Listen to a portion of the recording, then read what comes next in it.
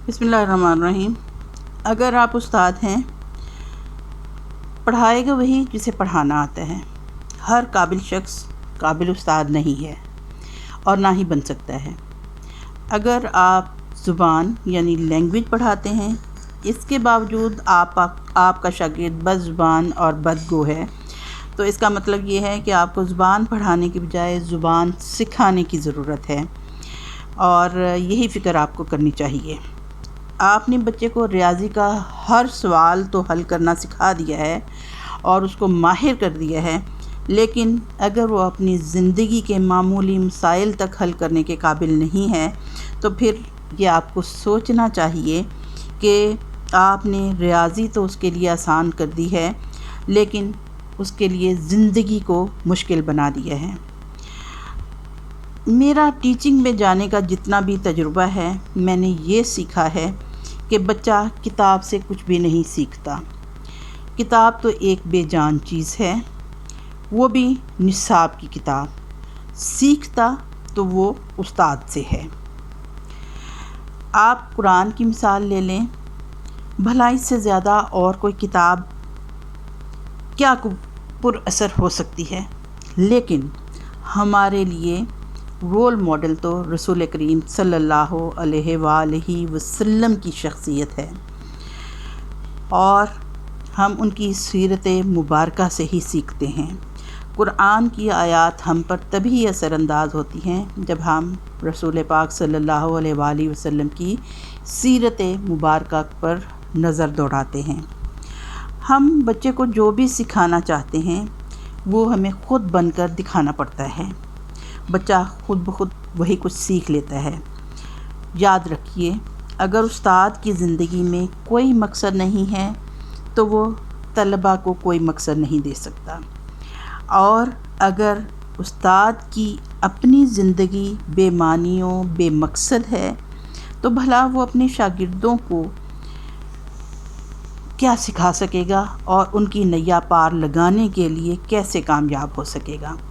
सबसे अहम मसला सुनने और सुनाने का है। असातिज़ा के अंदर सुनाने की लगन होती है, वो खरी खरी भी सुनाते हैं और बाज़ दफ़ा इतना सुनाते हैं कि भरी क्लास में बच्चे की इज़्ज़त नफ्स तक मजरूह कर देते हैं, लेकिन सुनने की तड़प और जुस्तजू उनमें नहीं होती है, बल्कि वो बच्चों की सुनते भी सुनाने के लिए ही हैं। जो असातिज़ा बच्चों को समझने के लिए सुनते हैं, कानों से जानते हैं और वो दिल के कानों से सुनते हैं, वो बच्चों के दिल में उतर जाते हैं। अगर आप चाहते हैं कि बच्चे आपका एहतराम करें, तकल्लुफ़ के लिए नहीं, दिल से उठकर आपका एहतराम करें, तो आपका इस्तकबाल भी दिल से उठकर करें, तो फिर आपको उन्हें दिल से सुनना पड़ेगा।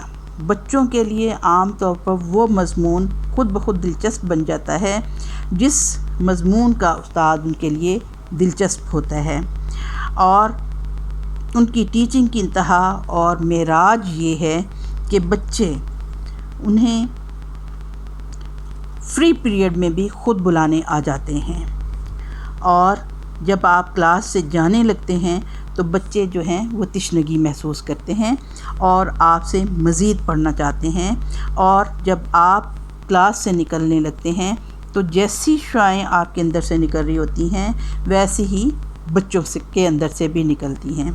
आपको ऐसा सूरज जो है वो नहीं बनना पड़ता, और ना ही ऐसा होता है कि सूरज को ये बताना पड़ता है कि मैं निकल गया हूँ, बल्कि ख़ुद ब खुद उसकी शुआएं हर तरफ रोशनी फैला देती हैं। इसी तरह से उस्ताद जो है वो हर तरफ ख़ुद ब खुद बता देता है कि हर तरफ रोशनी फैल गई है। इसी तरह से फूल चूँकि ऐलान नहीं करता है कि मैं खिल गया हूँ, बल्कि उसकी खुशबू हर तरफ फैल के बता देती है कि पूरे बाग को महका देती है। इसी तरह से पता चलता है कि अगर आप वाकई काबिल उस्ताद हैं تو پھر طلبہ کو خود بخود آپ میں سے شعائیں پھوٹتی ہوئی لگتی ہیں، آپ میں سے خوشبو نکلتی ہوئی محسوس ہوتی ہے، اور آپ علم کا ایک سورج بن کر چمکتے ہوئے لگتے ہیں۔ اگر آپ استاد ہیں اور حادثاتی طور پر ٹیچنگ میں آ گئے ہیں تو کوشش کریں کہ اس کو اپنا شوق بھی بنائیں۔ غالب فرماتے ہیں کہ بندہ کام سے تھک جاتا ہے، محبت سے نہیں تھکتا۔ تو اس لیے کام سے محبت کریں، اس کے بے شمار فائدے ہیں۔ سب سے بڑا فائدہ یہ ہے کہ آپ کو اطمینان قلب حاصل ہوتا ہے، اور یہ جب اطمینان قلب نصیب ہو جائے گا تو یہ خدا کی سب سے بڑی نعمت ہے جو دنیا میں سے کسی کو نصیب ہوتی ہے۔ دوسرا، آپ کی سیکھنے کی لگن بڑھ جائے گی۔ سب سے بڑھ کر یہ کہ آپ کو اللہ تعالیٰ اتنی عزت دے گا کہ شاید آپ نے سوچا بھی نہ ہوگا۔ استاد کو سب سے بڑا فائدہ جو اللہ تعالیٰ دیتا ہے وہ یہ ہے کہ آپ کے رزق میں برکت ہو جاتی ہے۔ آپ استاد ہیں تو پھر لوگوں کے دل اور خدا کی رضا دونوں آپ کے منتظر ہیں۔ Thank you.